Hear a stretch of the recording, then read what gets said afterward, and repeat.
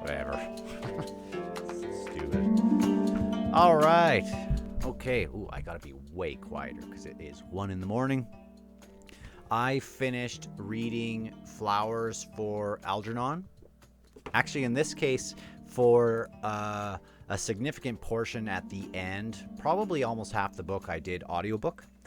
But I did the first part here, and then actually the last about 50 pages or so, I wanted to go back to reading it because the visual aspect of experiencing this book is also kind of a part of the experience, especially at the bookends. Now, it has been over a week.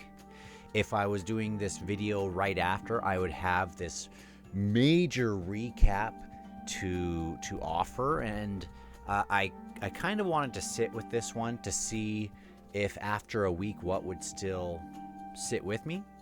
And it's not like I've been thinking about it every moment. I've thought about it a couple times as I've been driving around and whatever. So, but there are some things where I think there's some very interesting things for people who want to read this. Now, I am going to talk about the structure of the story, not so much all of the individual plot details, but the arc of the experience has to kind of be talked about. And so there will be spoilers. There will be spoilers here, but I still think it's worth I don't know. I think you would still have a meaningful experience despite knowing some of these things. It's less about like some plot twists or anything like that.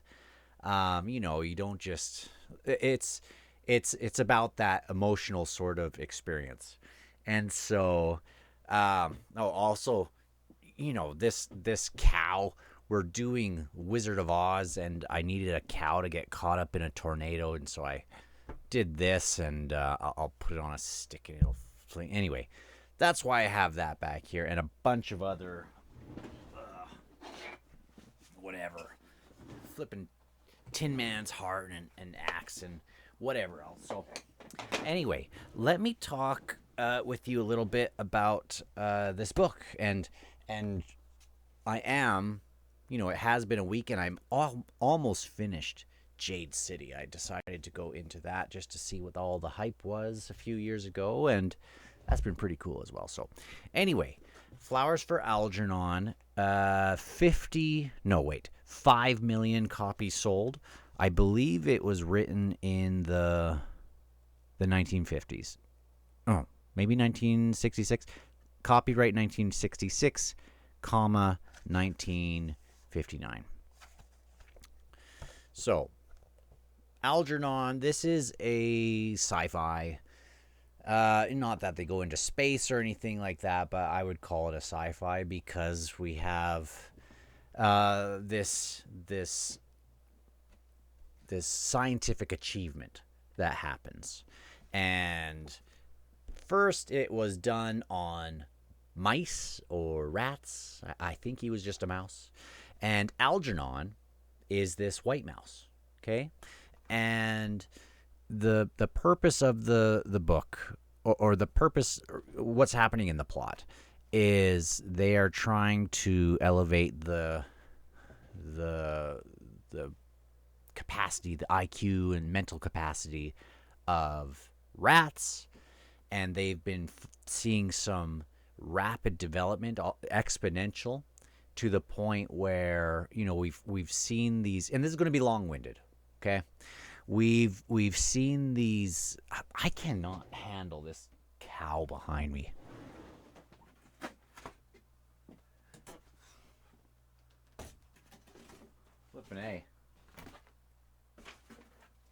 Flippin' A. That's good enough. That's good enough. Okay. Should we still make the utter be in here?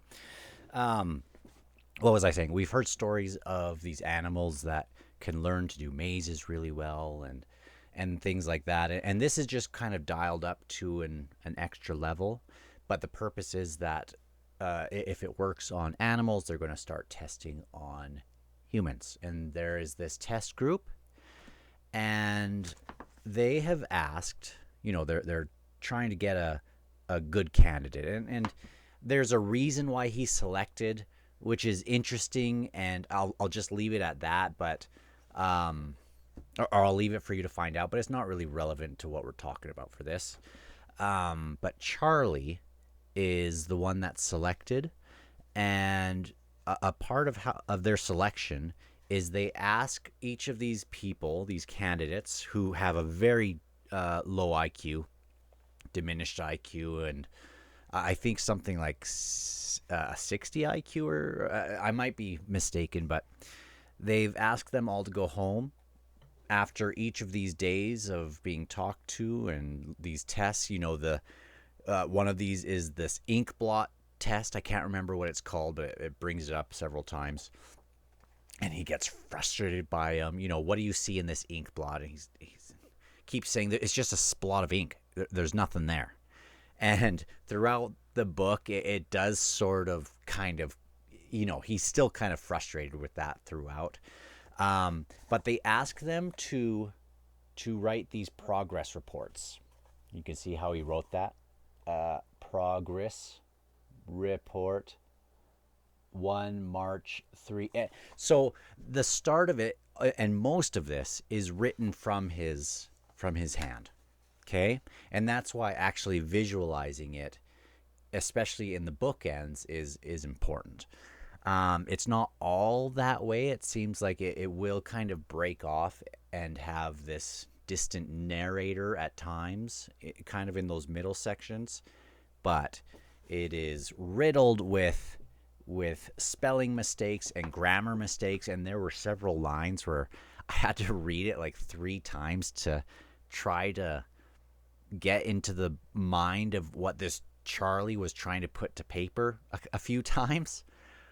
He gets words wrong, and usually it's easy to follow, but it's very, like, it must be how some teachers have to kind of have an interpretive lens almost in when they're reading some of the stories and things of children. I remember my children coming home from early elementary school and their stories, and their first writing, you almost couldn't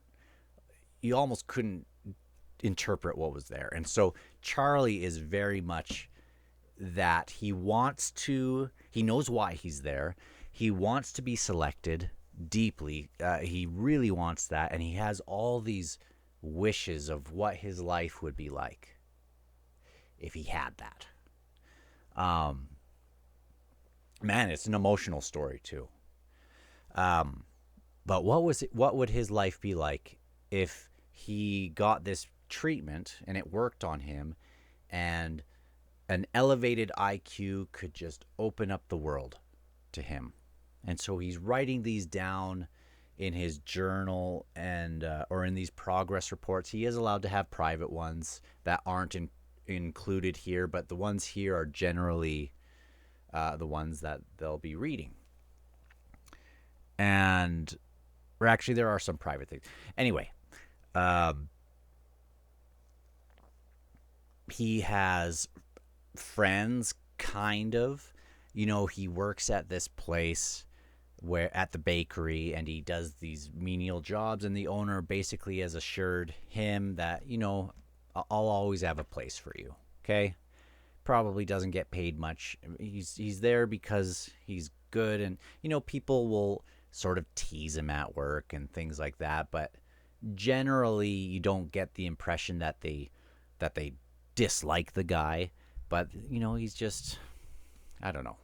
Like I remember some of those kinds of experiences as a young. This kind of made me remember what it was like as a young elementary school kid, and you would fall into the trap of kind of giggling at something that maybe you wouldn't as a more mature, hopefully when you go into junior high and things. But when you're like 6 or 7, and you laugh about something that most of us wouldn't say, and so that's kind of happening here. And he doesn't know any better. He laughs along with it because he doesn't really understand why they're laughing. And you might I don't know. I wonder if a lot of people really hate those people he works with early on, or I wonder because uh, yeah, there's other relationships too he has, but that his memory of that relationship and those times will be, we'll go back to that. We'll go back to that. Um, he gets selected, obviously, and he is kind of paired up with the same sorts of tasks as Algernon. He has mazes to do, but just on paper with a pen. He doesn't even understand the concept at first, and he gets frustrated.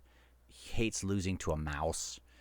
Um, he continues to write in his journal every day, and he's frustrated. He doesn't think it's going to work.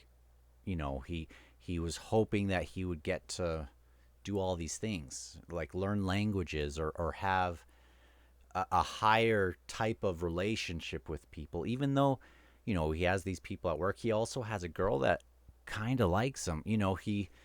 He's so sweet. It's hard not to be endearing to Charlie, and it just comes off the page. Okay, you can see it start to kind of creep into these progress reports, though, that something's happening, and that's why the visual aspect of that is really cool. You can start to see things. Sometimes a word will get scratched out, and um, a more appropriate word would be added after it. Or within these progress reports, he's saying, he's not really detecting things happening, but when he doesn't understand something, like he didn't understand the word maze, that he would be going through these mazes, he would just write it down as a maze. Or there were other things he just said. He would have a terrible misspelling or mishearing, or he mishears a word early on.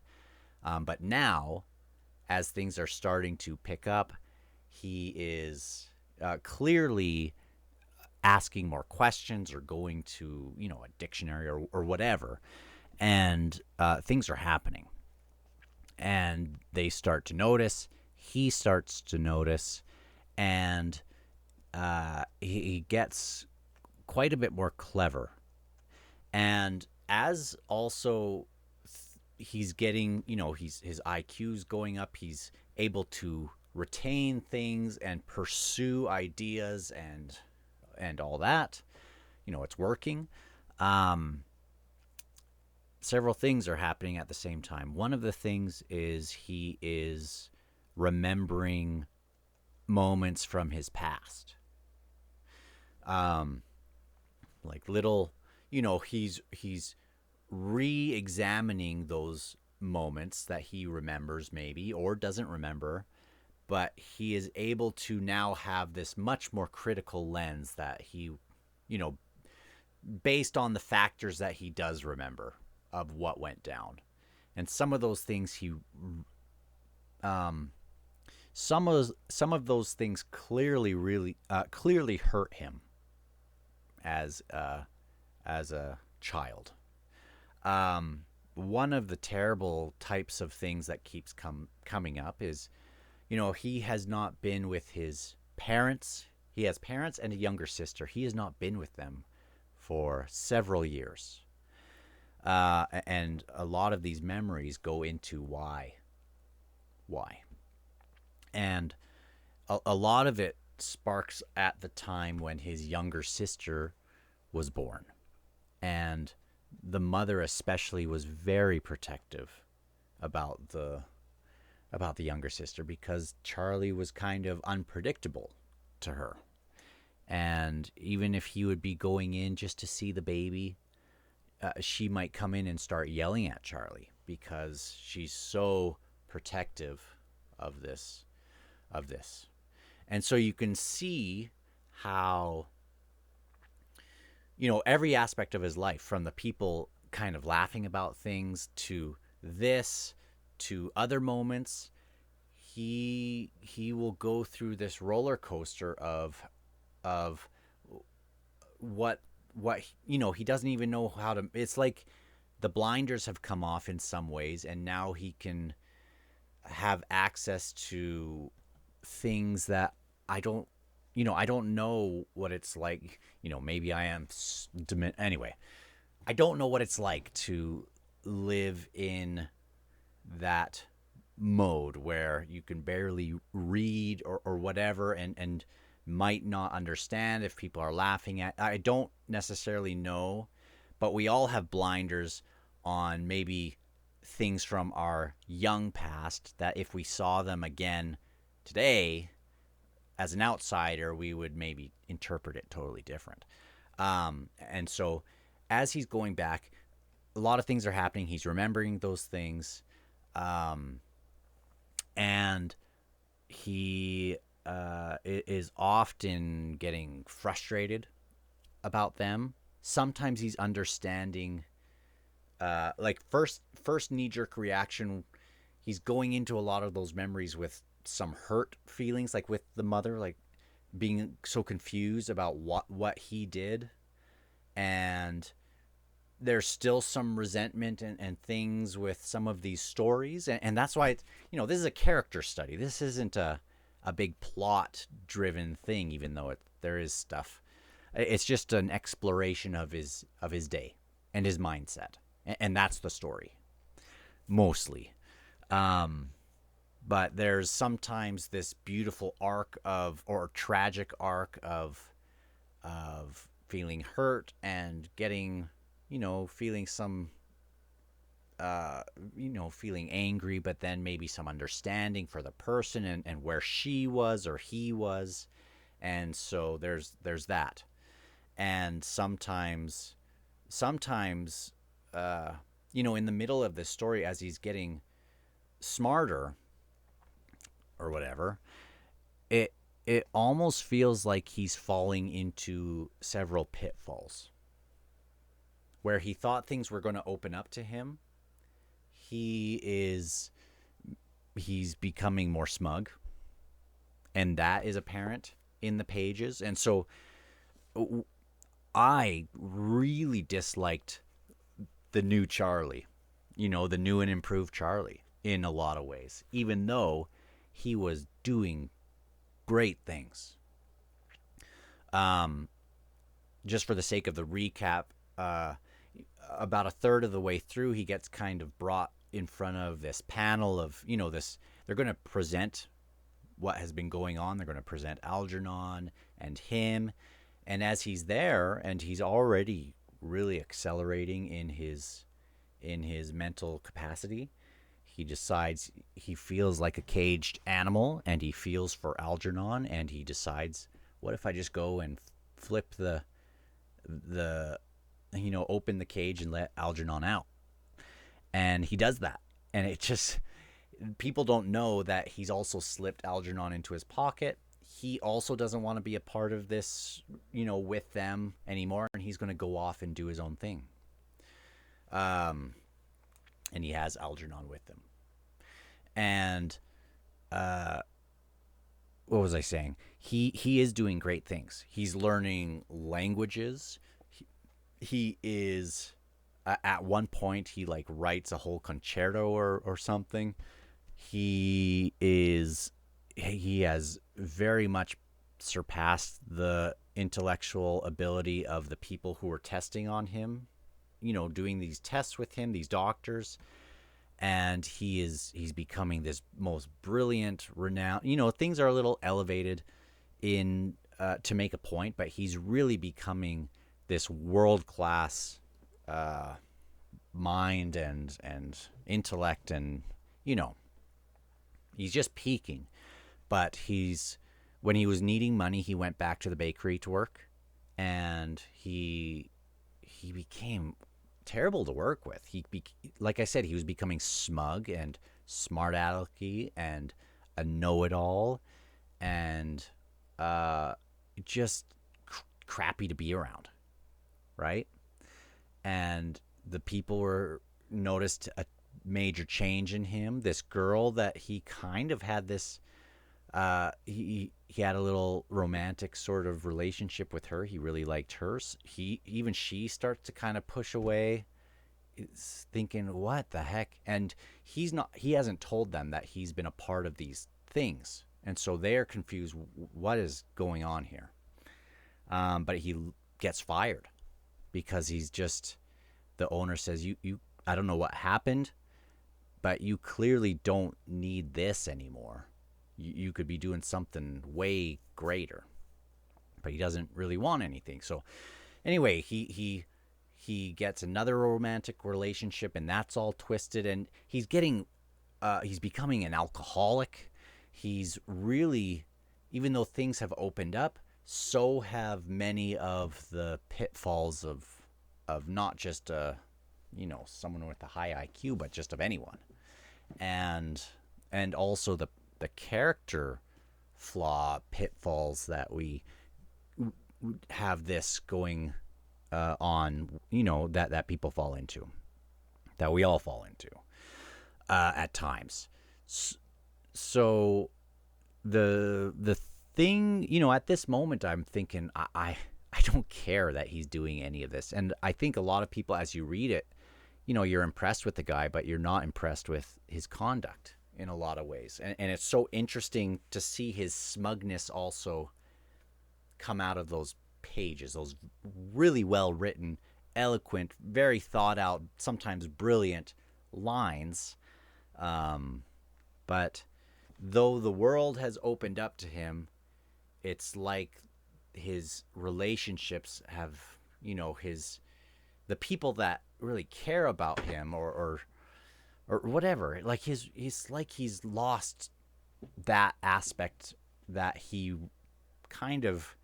excelled at the start of the book in his other, when he was essentially a completely different person.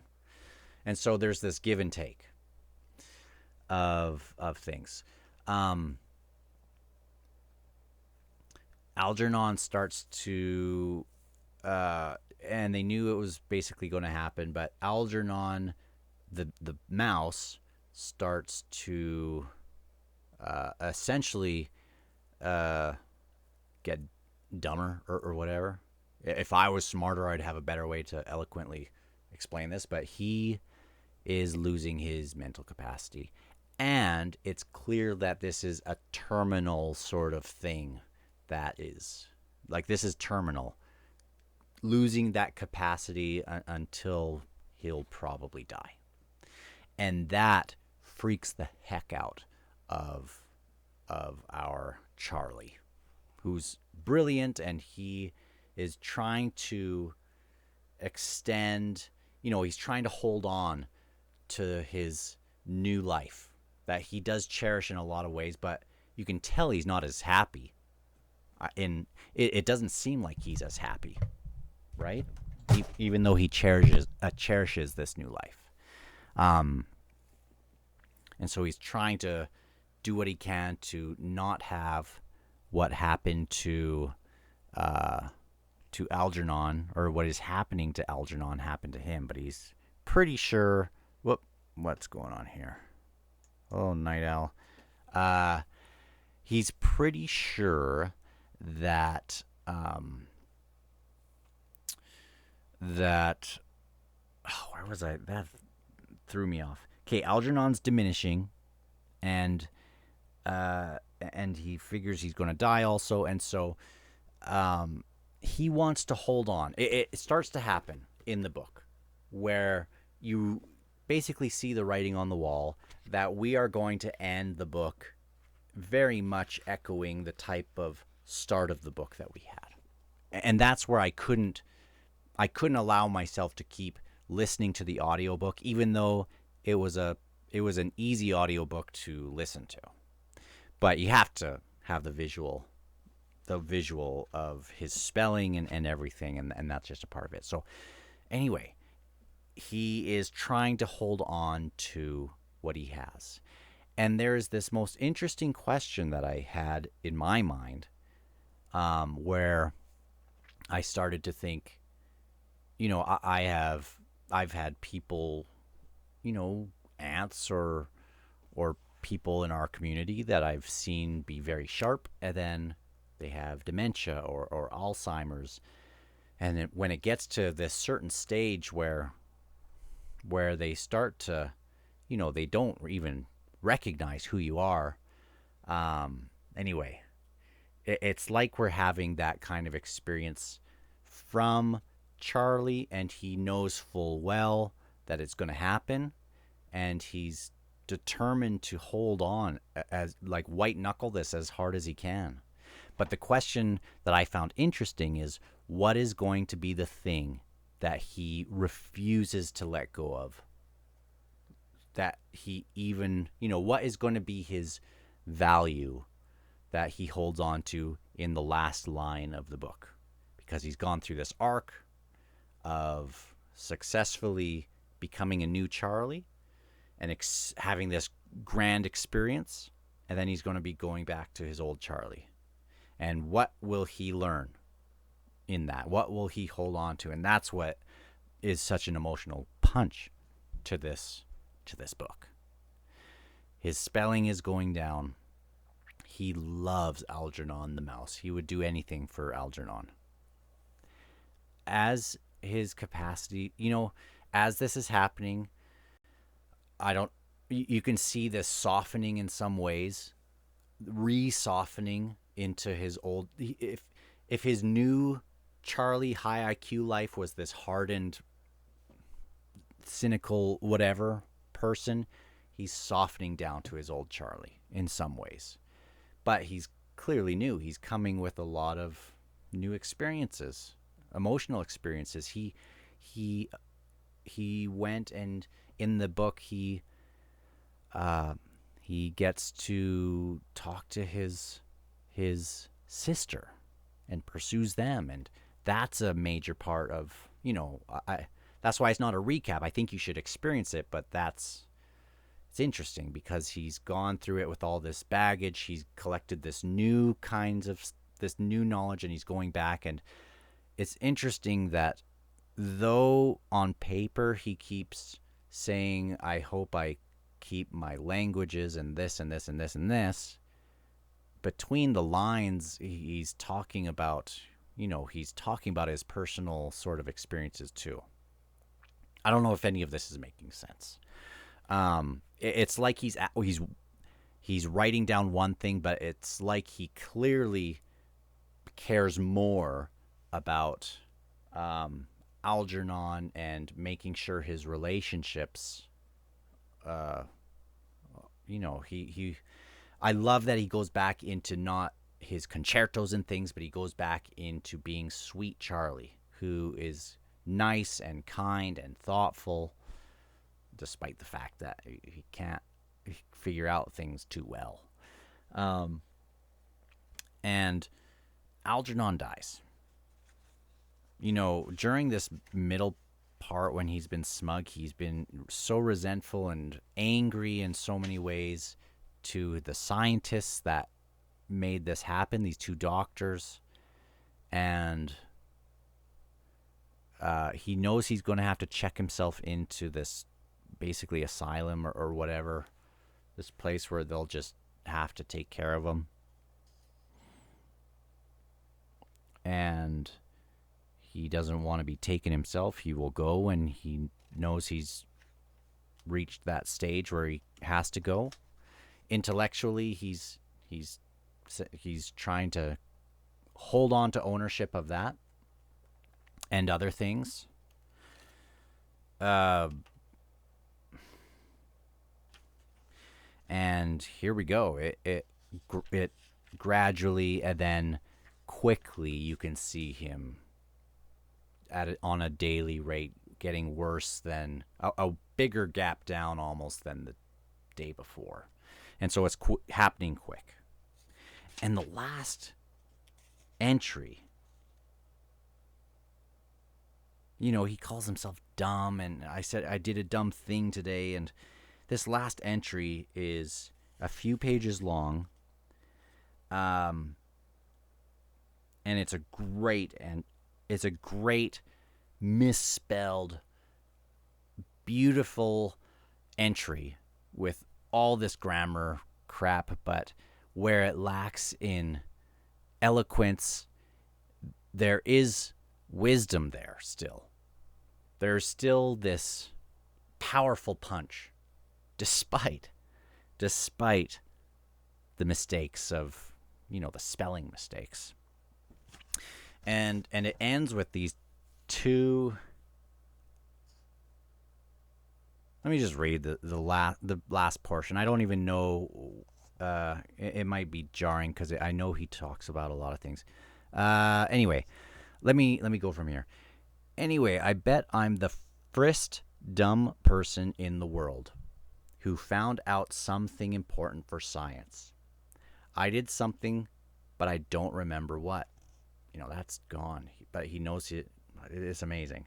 So I guess it's like I did it for all the dumb people like me in Warren, which is the place he's at, this place he's checked himself into, and all over the world. Goodbye, Miss Kinnian and Dr. Strauss and everybody, spelled without the second E. P.S. Please tell, please T-E-L, tell Prof. Nemur not to be such a grouch when people laugh at him. And he would have more friends. It's easy to have friends if you let people laugh at you. I'm going to have lots of friends where I go. P.S. Please, if you get a chance, put some flowers on Algernon's grave in the backyard. Isn't that beautiful? There's this sweetness that bookends both ends of this book. It bookends, at both edges.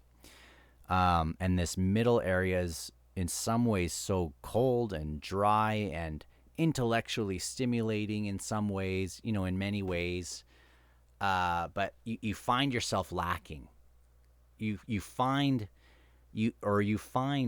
parts of the book lacking in that middle section. You find something not there. And it is that beautiful light that was there with Charlie in these entries at the start.